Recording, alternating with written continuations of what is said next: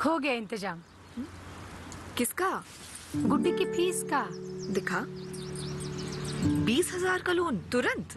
पता है कौन दे रहा है, ब्याज कितना है? लोन विनियमित संस्थानों से ही लें और कर्ज उतना जितनी जरूरत, वो भी जांच कर। हो गया इंतजाम। पगार एडवांस में भेजिए। आरबीआई कहता है, सही वित्तीय बर्ताव करे आपका बचाव।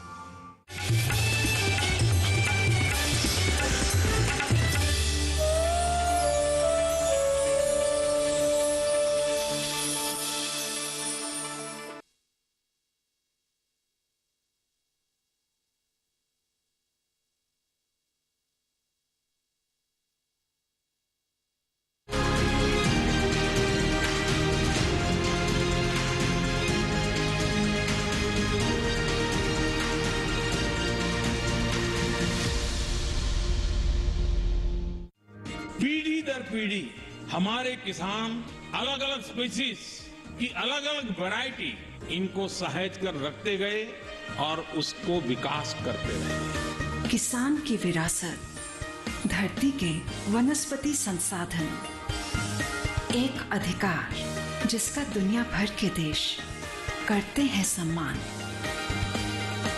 आज भारत उन अधिकारों को दे रहा है नए मुकाम, ताकि और बढ़े किसानों की वंशागत किस्मों की पहचान का अभियान।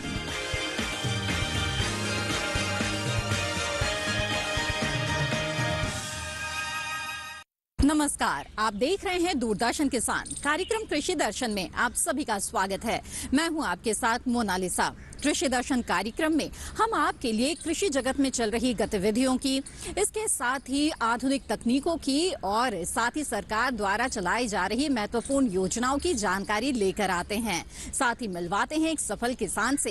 ये सभी जानकारियां अलग अलग सेगमेंट के जरिए दी जाती है। विज्ञान और किसान, कृषि स्टार्टअप और फार्मिंग इंडिया। तो आइए इसी सिलसिले को जारी रखते हुए शुरू करते हैं आज का ये कार्यक्रम। बीते कुछ सालों से कृषि क्षेत्र जिस तरह से हमारे देश की प्राथमिकता में आ गया है और इस दिशा में जो ठोस कदम उठाए जा रहे हैं, इसके बलबूते आज भारत कृषि क्षेत्र में वैश्विक लीडर बनता जा रहा है। भारत की अध्यक्षता में G20 के कई देशों के कृषि प्रतिनिधियों ने इंदौर में पहली बैठक का आयोजन किया गया, जिसमें कृषि क्षेत्र को लेकर कुछ प्राथमिकताएं भी तय की गई। आइए देखते हैं इससे जुड़ी हुई एक रिपोर्ट। भारत विशाल विविधताओं का देश है। यहाँ विविधता से भरा पारिस्थितिकी तंत्र है, जैसे कि वन, आर्द्र भूमि, चरागाह, रेगिस्तान और समुद्र तट।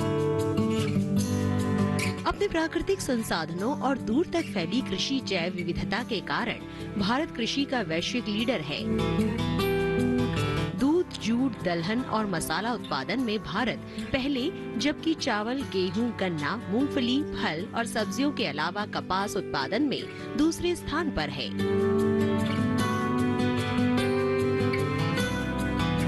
भारत विश्व में मोटे अनाज का सबसे बड़ा उत्पादक है। माननीय प्रधानमंत्री श्री नरेंद्र मोदी के कुशल नेतृत्व ने देश को खाद्य उत्पादन में आत्मनिर्भर बना दिया है, गरीबी घटा दी है और लाखों ग्रामीण परिवारों की आर्थिक काया पलट कर दी है।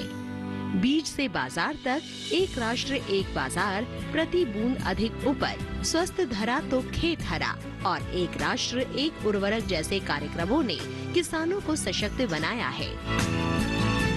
बीज से लेकर बाजार तक किसान की आय को बढ़ाने के लिए एक के बाद एक अनेक कदम उठाए गए हैं। मिट्टी की जांच से लेकर सैकड़ों नए बीज तैयार करने तक, पीएम किसान सम्मान निधि से लेकर सिंचाई के सशक्त नेटवर्क से लेकर किसान रेल तक अनेक कदम उठाए हैं। कोविड महामारी के दौरान भारत सरकार ने कृषि आदानों की निर्बाध आपूर्ति से किसानों को सहारा दिया। इससे रिकॉर्ड 315 मिलियन टन से अधिक खाद्यान्न और 342 मिलियन टन से भी अधिक बागवानी फसलों का उत्पादन हुआ। इसके अलावा कृषि निर्यात में 19% की वृद्धि ने भारत को विश्व के 10 बड़े निर्यातक देशों में ला दिया है। महामारी के समय से ही भारत सरकार प्रधानमंत्री गरीब कल्याण अन्न योजना के माध्यम से 800 मिलियन से भी अधिक लोगों को मुफ्त खाद्यान्न उपलब्ध करा रही है। पीएम किसान कार्यक्रम 110 मिलियन से अधिक किसानों को आर्थिक सहायता उपलब्ध करा रहा है। इंटरनेशनल मॉनेटरी फंड ने इस योजना के क्रियान्वयन की प्रशंसा की है। ये विश्व का सबसे बड़ा प्रत्यक्ष लाभ स्थानांतरण कार्यक्रम है। प्रधानमंत्री फसल बीमा योजना किसानों को प्राकृतिक आपदाओं के प्रति फसल बीमा कवर उपलब्ध करा रही है। अब तक 120 मिलियन से अधिक किसानों को क्षतिपूर्ति दी गई है। सरकार खेती में कृषि स्टार्टअप, आर्टिफिशियल इंटेलिजेंस के उपयोग, रिमोट सेंसिंग, ड्रोन और दूसरी डिजिटल प्रौद्योगिकी को प्रोत्साहित कर रही है। भारत सरकार के प्रस्ताव पर ही संयुक्त राष्ट्र ने 2023 को अंतर्राष्ट्रीय पोषक अनाज वर्ष घोषित किया। इसका उद्देश्य विश्व स्तर पर कम पानी में उगने वाली पोषक फसलों के उत्पादन को प्रोत्साहित करना है। भारत की अध्यक्षता में G20 देशों के कृषि प्रतिनिधियों की इंदौर में हुई पहली बैठक में 4 क्षेत्रों को प्राथमिकता दी गई। G20 फ्रेमवर्क के दस्तावेज पर जो वैश्विक खाद्य सुरक्षा और पोषकता सुनिश्चित करे, जलवायु परिवर्तन की भयानक समस्या से निपटने के लिए जलवायु स्मार्ट दृष्टिकोण के साथ टिकाऊ कृषि के लिए शोध सहयोग बढ़ाने पर बल, समावेशी कृषि मूल्य श्रृंखला और खाद्य प्रणाली के लिए प्रतिबद्धता और डिजिटलीकरण के माध्यम से कृषि क्षेत्र का आमूलचाल परिवर्तन। नए भारत के युग प्रवेश करते हुए देश का कृषि क्षेत्र साहस के साथ गतिमान है, विश्व खाद्य सुरक्षा में बहुत महत्वपूर्ण भूमिका निभा रहा है और वसुधैव कुटुंबकम की परिकल्पना को आगे बढ़ा रहा है। आइए कार्यक्रम कृषि दर्शन में देखते हैं सेगमेंट विज्ञान और किसान।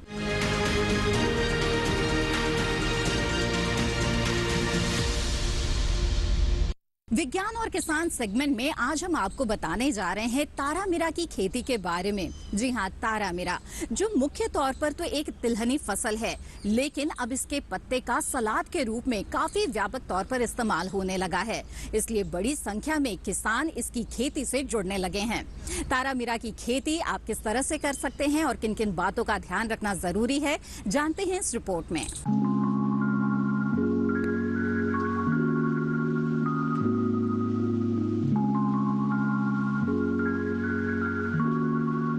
तारामीरा पत्तेदार सब्जी है और इसे विशिष्ट सब्जियों में गिना जाता है। भारत में जैसे जैसे विशिष्ट सब्जियों की मांग बढ़ रही है, किसान उन्हें बोने में दिलचस्पी दिखा रहे हैं। यही वजह है कि तारामीरा की खेती भी बढ़ती जा रही है। इसका आकार रॉकेट जैसा होता है, इसलिए इसे रॉकेट भी कहते हैं। सुंदर हरा रंग, नाजुक पत्ते और पौष्टिक गुण लोगों को रॉकेट की तरफ खींच लाते हैं। ज्यादातर इतालवी सलाद और मैक्रोनी में इसका इस्तेमाल होने लगा है। इसमें मौजूद हल्का तीखापन और हल्का कड़वापन सलाद के स्वाद को बढ़ा देता है। आहार विशेषज्ञों की माने तो रॉकेट सलाद परिवार की सबसे पौष्टिक सब्जी है। कमाल की बात तो ये है कि इसकी खेती साल में कभी भी की जा सकती है। बस ध्यान रखना है कि तापमान 13 से 22 डिग्री सेल्सियस के बीच हो। तेज धूप और गर्म वातावरण वाले इलाकों में इसे सर्दियों के दौरान भी बोना ठीक है। भारत के ज्यादातर हिस्सों में सितंबर से फरवरी के बीच इसकी खेती होती है। जिस खेत में रॉकेट बो रहे हैं उसमें मिट्टी का पीएच मान 6.5 से 7 के बीच होना चाहिए। दूसरी सलाद सब्जियों की तरह ही तारामीरा की खेती भी मेड़ पर करते हैं। आप चाहें तो सीधी बिजाई कर लें और चाहें तो नर्सरी तैयार करके रोपाई करें। सीधी बिजाई के लिए मेड़ पर 2-3 सीधी रेखाएं खींचते हैं। 2 रेखाओं के बीच आधे हाथ की दूरी हो। बीज बोने के तुरंत बाद पानी देना है। ये छोटी अवधि की फसल है और महज 45 दिनों में कटाई के लिए तैयार हो जाती है। रोपाई विधि में 15 से 20 दिन में इसकी पौध तैयार हो जाती है। आप चाहें तो नर्सरी विक्रेता से तैयार पौध खरीद सकते हैं। रॉकेट के खेतों में खरपतवार की समस्या रहती है, लिहाजा हर 10 दिन में खरपतवार निकालते रहें। रॉकेट की जड़ें गहरी नहीं होती, इसलिए खरपतवार निकालते समय सावधानी बरतनी होगी। रॉकेट को रोग और कीटों का खतरा कम ही रहता है। पत्तों में छेद या घुमाव देखें तो समझ लें कि विषाणु पनप गया है। वैज्ञानिकों से संपर्क करके इसका समाधान करें। अगर आप चाहें तो ऐसी समस्या ना हो तो समय समय पर नीम का तेल या फिर केचुआ खाद का घोल छिड़कते रहें। रॉकेट को पानी की जरूरत होती है, इसलिए करीब करीब हर रोज सिंचाई करनी होगी। 1.5 से 2 बित्ते की फसल होने पर आप इसकी कटाई कर सकते हैं। कटाई से पहले पानी छिड़क दें, इससे पत्तियों की ताजगी बनी रहेगी। कटाई शाम के समय करें ताकि लोगों तक ताजा सलाद पहुंचे। एक बार बोने के बाद इसकी कटाई कई बार की जा सकती है और हर कटाई के बाद 25 से 30 दिन में फिर से फसल तैयार हो जाती है। जहाँ तक पैदावार का सवाल है तो 1 एकड़ में 8,000 से 10,000 किलो तक फसल मिल जाती है। रॉकेट की जीवन अवधि कम होती है, इसलिए इसे थर्मोकोल की ट्रे में रखकर प्लास्टिक से पैक करते हैं, जिससे इसकी जीवन अवधि 2 गुनी हो जाती है।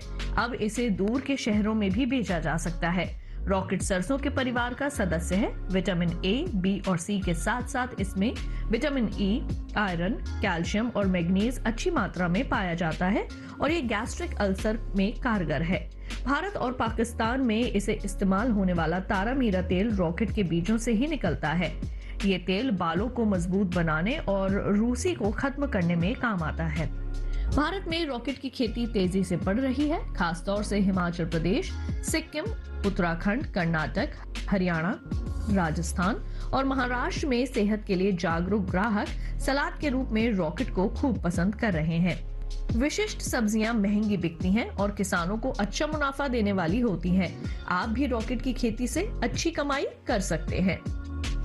इसी के साथ कार्यक्रम कृषि दर्शन में वक्त है एक छोटे से ब्रेक का। ब्रेक के बाद मिलवाएंगे आपको एक सफल किसान से अगले सेगमेंट कृषि स्टार्टअप में। आप बने रहें दूरदर्शन किसान पर।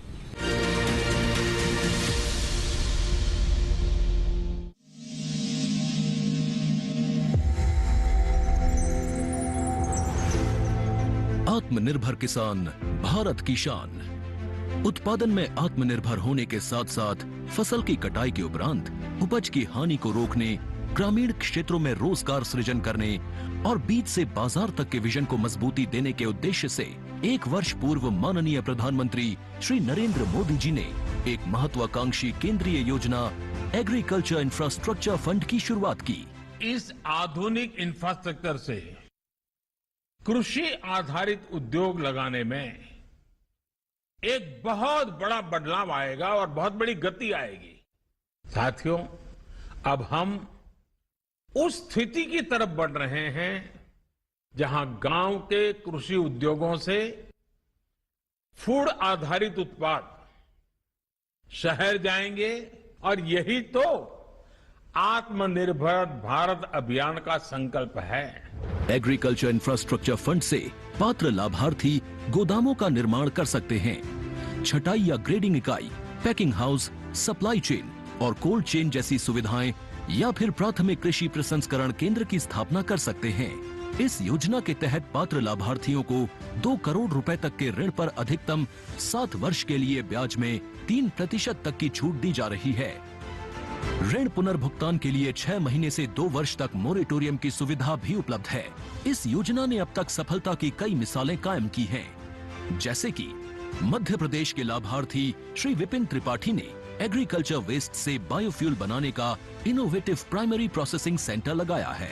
लोन मिलने की वजह से हम समय पर सारी मशीनों का प्रोक्योरमेंट और सारा सिविल वर्क टाइम पे करवा पाए, जिससे ये प्रोजेक्ट को लगाना संभव हो पाया। राजस्थान के लाभार्थी श्री यशवर्धन मुंद्रा ने सॉर्टिंग एंड ग्रेडिंग यूनिट लगाकर रोजगार के अवसर पैदा किए हैं। कर्नाटक की महिला उद्यमी श्रीमती ममता वी ने प्राइमरी प्रोसेसिंग सेंटर लगाकर प्रगति की नई राह चुनी है। ಸಣ್ಣ ಪುಟ್ಟ ಉದ್ಯಮಿಗಳನ್ನ ಮತ್ತಷ್ಟು ಅಗ್ರಿಕಲ್ಚರ್ ಅಲ್ಲಿ ಹೆಚ್ಚು ನಾವು ಇನ್ನಷ್ಟು ಸಾಧನೆ ಮಾಡಲಿಕ್ಕೆ ಕಾರಣಕಾರಕವಾದಂತ ಈ ಅಗ್ರಿಕಲ್ಚರಲ್ ಇನ್ಫ್ರಾಸ್ಟ್ರಕ್ಚರ್ ಫಂಡ್ ಇಂದ ನಮ್ಮ ಇನ್ನಷ್ಟು ಯೋಜನೆಗಳು ಆಯೋಜನೆಗಳು ಉತ್ತಮಗೊಂಡಿದೆ। राजस्थान के लाभार्थी श्री दिनेश भट्टर ने जीरे की प्रोसेसिंग यूनिट लगाकर आसपास के ग्रामीणों को आत्मनिर्भरता प्रदान की है। महाराष्ट्र के लाभार्थी श्री अनूप कुमार मोहता ने वेयर हाउस बनाकर अन्न भंडारण को सुनिश्चित किया है।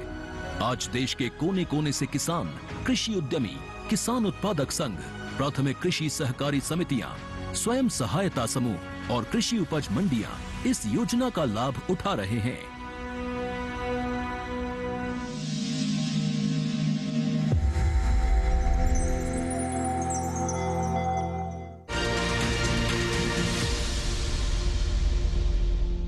ब्रेक के बाद आप सभी का फिर से स्वागत है। आप देख रहे हैं कार्यक्रम कृषि दर्शन। आइए आगे बढ़ते हैं और देखते हैं सेगमेंट कृषि स्टार्टअप।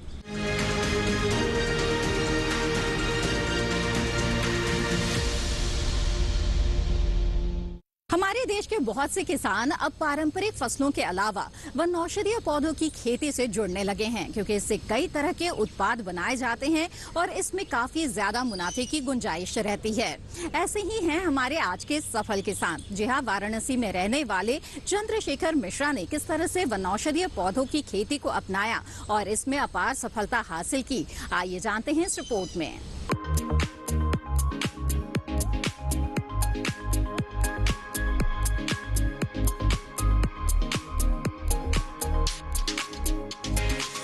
चंद्रशेखर मिश्रा वाराणसी उत्तर प्रदेश के एक छोटे से गांव के रहने वाले किसान हैं।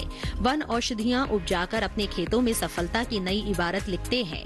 चंद्रशेखर मिश्रा पिछले 15 वर्षों से वन औषधियों की खेती कर रहे हैं। इनका जन्म एक किसान परिवार में हुआ था। इनके पिता स्कूल में अध्यापक थे और साथ ही पुश्तैनी खेती का भी काम किया करते थे। चंद्रशेखर भी स्कूल से लौटने के बाद अपने पिता के साथ खेतों पर जाते, खेती बाड़ी के गुण सीखते और साथ ही खेती से जुड़े किसानों के नफे नुकसान की समझ भी उन्हें बचपन से होने लगी थी। किसी से पलायन करते किसानों को देख चंद्रशेखर के मन में ये बात आई कि बेरोजगारी को खत्म करने का उपाय कृषिकरण की तरफ ही लौटना है और जिसके लिए एक ऐसे कृषिकरण को अपनाने की जरूरत थी जो मूल्य संवर्धित हो, जिसमें किसानों को आर्थिक फायदा हो सके। कृषि पद्धति की खोज के दौरान एक दिन उन्हें उम्मीद की राह तब नजर आई जब अखबार में छपी एक लेख में उन्हें बस्तर जिले में रहने वाले एक बैंक अधिकारी राजा रामलाल त्रिपाठी के बारे में पढ़ा। वो अधिकारी बैंक की नौकरी छोड़ खेती कर रहे हैं। ये देख चंद्रशेखर मिश्रा उनसे बहुत प्रभावित हुए। मानो उस लेख ने चंद्रशेखर मिश्रा की सारी समस्याओं का समाधान कर दिया। बस फिर क्या था, चंद्रशेखर राजा रामलाल त्रिपाठी के खेतों पर पहुंच गए और उनसे वन औषधियों की खेती से जुड़ी जानकारी हासिल करने लगे। इन्होंने राजा राम के खेतों पर करीब 2 महीने काम सीखा। फिर अपने गांव लौटकर खुद अपने खेतों पर औषधीय पौधों की खेती करने लगे। पौधों की औषधीय गुणवत्ता को बनाए रखने के लिए उन्होंने जैविक उर्वरकों का प्रयोग कर वैदिक पद्धति अपनाई। उन्होंने शतावर और सफेद मूसली की 2 फसलों से औषधियों की खेती की शुरुआत की, जिसमें उन्हें सफलता भी मिली, जिससे उनका हौसला और भी बढ़ गया। चंद्रशेखर ने सहजीवी खेती या जिसे इंटरक्रॉपिंग भी कहते हैं, उस पद्धति को अपनाया। इस पद्धति में आश्रित फसलों को एक साथ उगाया जाता है, जिससे निरंतर उत्पादन मिलता रहता है। चंद्रशेखर ने अपने साथी किसानों के साथ मिलकर Kashi organic care producer company limited की स्थापना भी की, जिसके जरिए वो अपने उत्पादों को कच्चे माल की तरह बेचने के बजाय उन्हें प्रोसेस कर प्रोडक्ट बनाकर बेचते हैं, जिसे उपभोक्ता सीधे इस्तेमाल कर सकते हैं। इससे उनका मुनाफा कई गुना बढ़ गया है। आज चंद्रशेखर के पास हेमेर मिल है, जिससे वो अश्वगंधा, शतावर, ब्राह्मी, काल मेघ, सफेद मूसली और एलोवेरा का पाउडर बनाकर बाजार में बेच रहे हैं। चंद्रशेखर स्टीविया का भी निर्माण करते हैं। इनके पास जूसर यूनिट तथा तेल निकालने की यूनिट भी है। चंद्रशेखर मूल्य संवर्धन कर निश्चित ही अच्छी आमदनी कमा रहे हैं। साथ ही वे अन्य किसानों को भी इसके लिए प्रेरित कर रहे हैं। औषधियों की खेती को बढ़ावा देने के लिए सन 2004 में चंद्रशेखर ने central herbal agro marketing federation of India की भी स्थापना की, जिसका मिशन किसानों को कृषि औषधियों की खेती के फायदों के बारे में बताना है। इस संस्था के चेयरमैन राजा रामलाल त्रिपाठी हैं। इस संस्था के माध्यम से चंद्रशेखर पूरे देश में सम्मेलन आयोजित कर किसानों को वन औषधियों की खेती से जोड़ना चाहते हैं। इतना ही नहीं, वो आयुष मंत्रालय के साथ जुड़कर कई उपयोगी जानकारियां हासिल कर किसानों को बताते हैं। साथ ही किसानों को प्रसंस्करण और विपणन के बारे में समय समय पर जानकारियां देते रहते हैं। हिंदू विश्वविद्यालय के आयुर्वेद संकाय के द्रव्य गुण विभाग के प्रोफेसर्स और अधिकारी चंद्रशेखर द्वारा मेडिसिनल प्लांट के प्रोडक्शन में बड़ा योगदान देने और अपने साथ में किसानों को ज्यादा से ज्यादा मात्रा में जोड़ने के लिए उनके प्रयासों की लगातार सराहना करते हैं। चंद्रशेखर को कृषि में उनके योगदान के लिए अनेक पुरस्कारों से सम्मानित भी किया जा चुका है।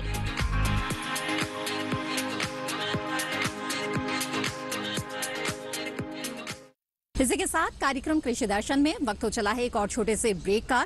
जल्द हाजिर होंगे लेकर अगला सेगमेंट फार्मिंग इंडिया। आप बने रहें दूरदर्शन किसान पर।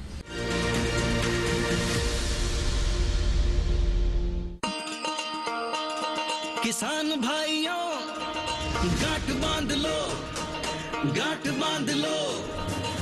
बात बहुत है काम की, समृद्धि के पैगाम की। मिट्टी के मिजाज को समझो, मिट्टी के हर राज को समझो, मिट्टी की तुम जांच कराओ, मुफ्त सॉइल हेल्थ कार्ड ले जाओ। कभी मुनासिब बीज लगाओ, सही किस्म की खाद ले आओ, जितनी जरूरी उतनी डालो, सही मात्रा खुद पहचानो, इसको अपना मंत्र बना लो, मिट्टी की सेहत को जानो।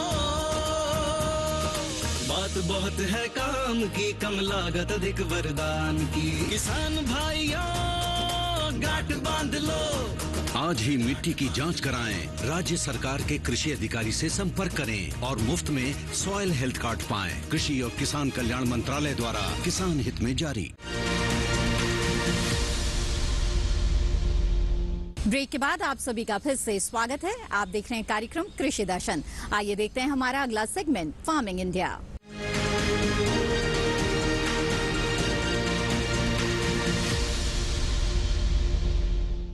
हमारे किसान जो खेतों में जी तोड़ मेहनत करते हैं, कई बार उनकी मेहनत पर पानी फिर जाता है प्राकृतिक आपदाओं के कारण, और ऐसी स्थिति में उनके लिए एक बड़े सहारे के तौर पर सामने आया है प्रधानमंत्री फसल बीमा योजना। ये योजना किस तरह से किसानों के लिए लाभकारी साबित हो रही है, आइए जानते हैं इस रिपोर्ट में।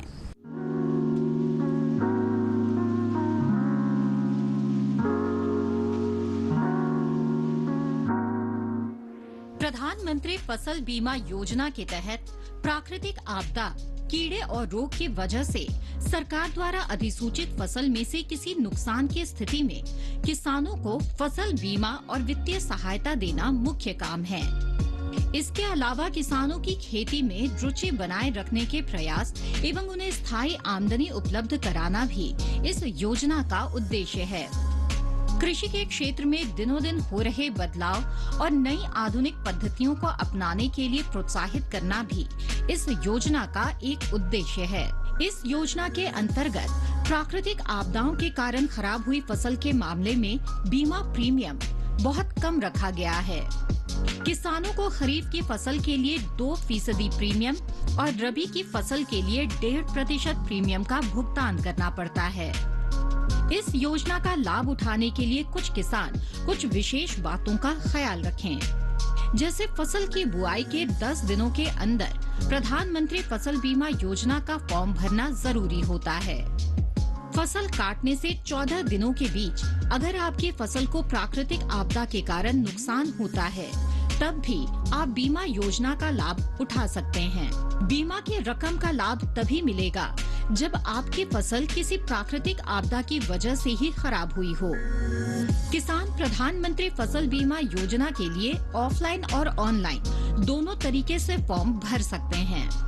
अधिक जानकारी के लिए किसान नजदीकी बैंक की शाखा में जाकर फसल बीमा योजना का फॉर्म भर सकते हैं और इस योजना का लाभ उठा सकते हैं। किसानों के हित के लिए केंद्र सरकार द्वारा नित नए नियम और योजनाएं बनाई जा रही है। ऐसे में साल 2016 में प्रधानमंत्री फसल बीमा योजना भी सरकार द्वारा चलाई जाने वाली योजना है, जिससे किसानों की सहूलियत और बेहतर विकास होने में मदद मिल सके।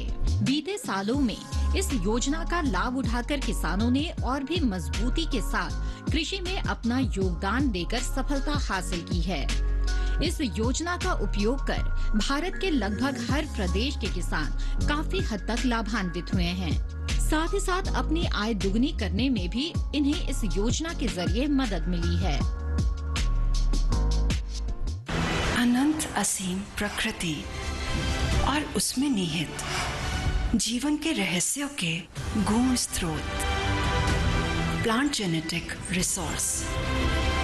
अपनी बायोडायवर्सिटी के संरक्षण और संवर्धन के लिए भारत पूरी तरह संवेदनशील है। वैज्ञानिक दृष्टि और समृद्ध कृषि परंपरा के साथ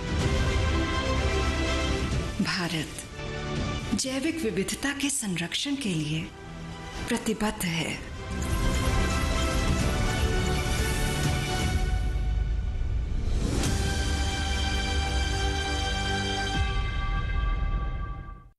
कार्यक्रम कृषि दर्शन में आज आपके लिए जो जानकारियां हम लेकर आए हैं, हमें उम्मीद है कि इससे आपको लाभ जरूर होगा। इस कार्यक्रम से संबंधित अपने सुझाव आप हमें भेज सकते हैं। हमारा ईमेल आईडी है krishidarshandddk@gmail.com। आप हमें पत्र भी लिख सकते हैं। हमारा पता है कृषि दर्शन, कमरा नंबर 58, CPC, दूरदर्शन, खेलगांव, नई दिल्ली 110049। कृषि दर्शन कार्यक्रम को आप दूरदर्शन किसान के YouTube चैनल पर भी देख सकते हैं। इसके लिए टीवी स्क्रीन पर दिखाए जा रहे QR कोड को स्कैन करें। इसी के साथ कृषि दर्शन की आज की कड़ी में बस इतना ही। हमें दीजिए इजाजत। आप बने रहें दूरदर्शन किसान पर। नमस्कार।